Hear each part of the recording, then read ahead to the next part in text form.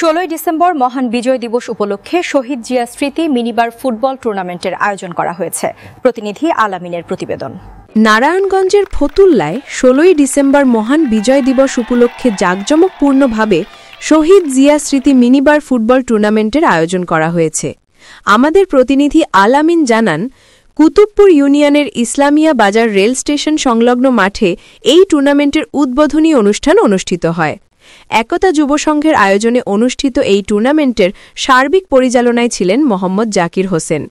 অনুষ্ঠানে আমন্ত্রিত অতিথি হিসেবে উপস্থিত ছিলেন ৬ নং ওয়ার্ড বিএনপির ভারপ্রাপ্ত সভাপতি আব্দুর রাজ্জাক রাজা, ৬ নং ওয়ার্ড বিএনপির সাধারণ সম্পাদক ডিএম আহসান হাবিব, ফতুল্লা থানা স্বেচ্ছাসেবক দলের সিনিয়র যুগ্ম আহ্বায়ক জিএম আনোয়ার হোসেন গাজী, জাসাস নেতা মোহাম্মদ গোলাম কাদির, জিয়া সমাজ কল্যাণ পরিষদের মোহাম্মদ মনির হোসেন দিদার এবং নারায়ণগঞ্জ জেলা স্বেচ্ছাসেবক দলের সাবেক নেতা মোহাম্মদ মিজানুর রহমান মিঠু।